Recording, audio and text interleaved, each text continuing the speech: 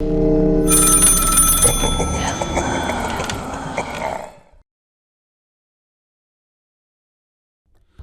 तक आपने देखा कि सोहम की शादी नमिता से होती है, मगर नमिता के गृह प्रवेश के बाद सब कुछ गड़बड़ हो जाता है, जो सिर्फ सोहम को ही समझ में आता है।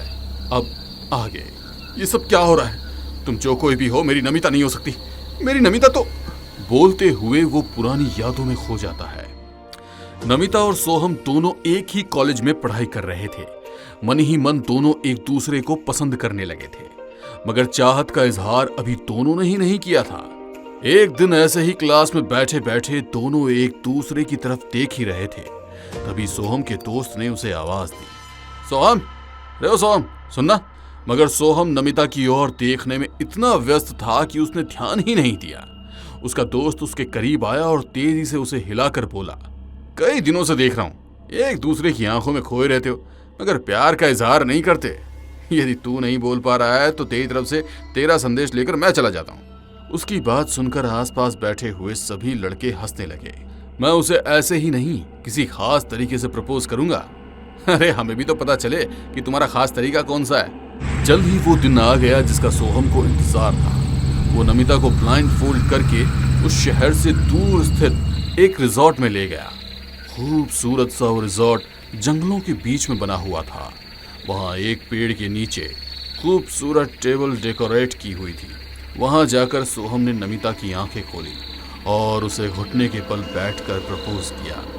नमिता सोहम के प्रपोजल से बहुत खुश हुई, मगर उसे परेशान करने के लिए बोली, इतनी आसानी से मैं मानने वाली नहीं हूँ। पहले मुझे पकड़कर दिखाओ। अगर तुम्हारे हाथ आ गई मैं, तो हमेशा के लिए मैं तुम्हारी हो जाऊंगी। कहते हुए नमिता भागने लगी और सोहन उसके पीछे पीछे भागने लगा। दोनों ने उसे पेड़ के इर्द गिर्द 7 चक्कर लगा दिए। फाइनली सोहम ने पीछे से नमिता को पकड़कर टाइट किया और उसके गालों पर किस करते हुए बोला, देखो मैंने तुम्हें पकड़ लिया, अब तुम हमेशा के लिए मेरी हो, है ना? नमिता ने भी मुस्कुराकर हाँ में गर्दन हिलाई।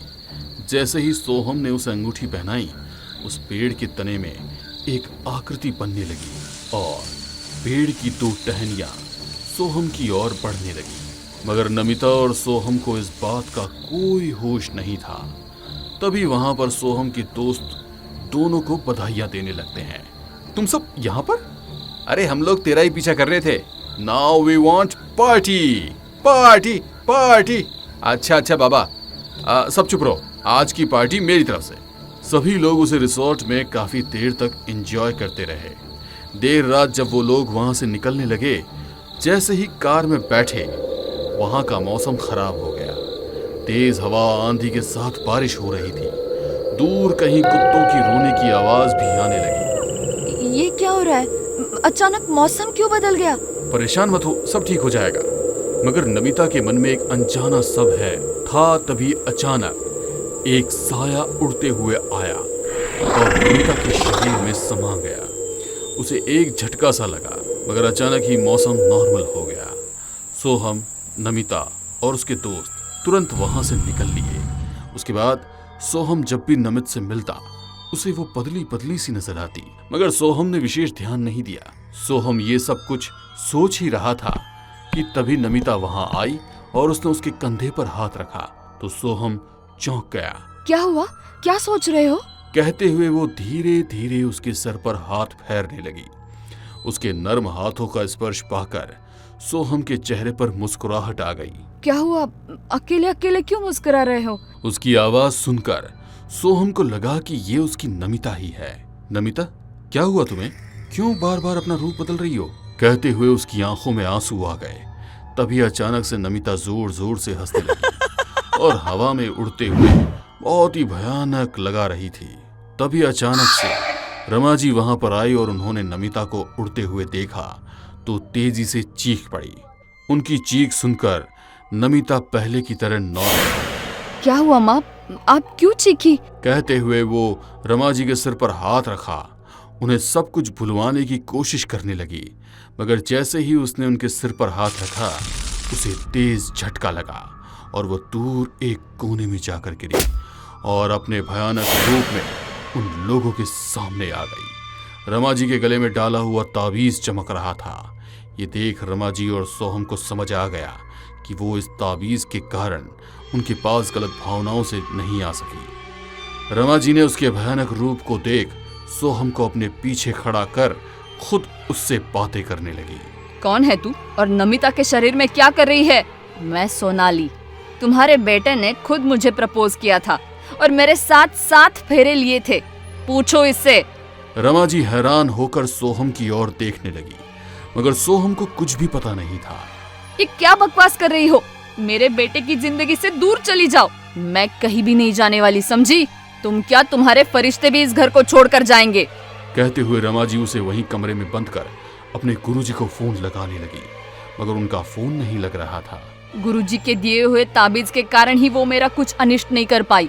अब तो केवल गुरुजी ही हमें बचा सकते हैं। तभी नमिता अचानक वहाँ हॉल में आ गई और जोर जोर से हंसते हुए बोली, कोई भी तुम लोगों को मुझसे नहीं बचा सकता। तुम मुझे इस शरीर में अपनी पति के पास नहीं रहने देगी ना? तो ले, मैं उसे ही अपने साथ लेकर चली जाऊंगी। कहते हुए उसने सोहम को एक धक्का दिया, जिस वजह से वो अनबैलेंस होकर जमीन पर गिर गया। नमिता उसके सीने पर बैठकर उसका गला दबाने लगी। सोहम दर्द से तड़पने लगा। रमा जी ने तुरंत अपना ताबीज उसे छुआया तो नमिता उस ताबीज के प्रभाव से उससे दूर हो गई।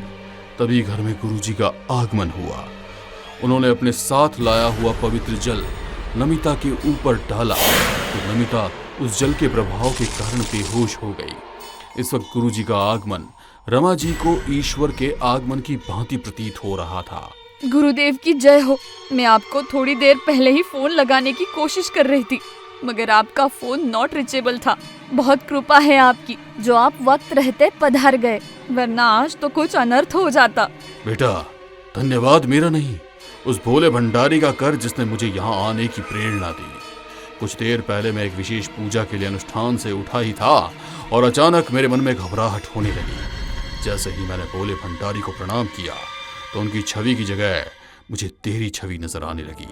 मुझे समझ आ गया कि ये उनका आदेश है कि मैं तेरे परिवार की खैर खबर लूं। शादी तो निर्विघ्न संपन्न हो गई थी, फिर यह विघ्न कैसे आया? सोहम गुरुदेव को प्रणाम करते हुए सारी बातें बता देता है। यदि इस आत्मा के अनुसार तूने उसके साथ 7 फेरे लिए हैं तो इस आत्मा की मुक्ति भी तेरे हाथों ही होगी। हमारे विशेष अनुष्ठान के शुद्ध जल के प्रभाव से अभी नमिता के शरीर में इस वक्त उस आत्मा का ही वास नहीं है, मगर उसका प्रभाव कुछ पल के लिए ही रहेगा। इसलिए रमा, तुम अपने ताबीज को निकालकर नमिता को पहना दो ताकि उस आत्मा से हम नमिता की सुरक्षा कर सकें। सो हम उस आत्मा की शांति के लिए विशेष पूजा रखेंगे जिसमें तुम उस आत्मा के पति के रूप में बैठोगे।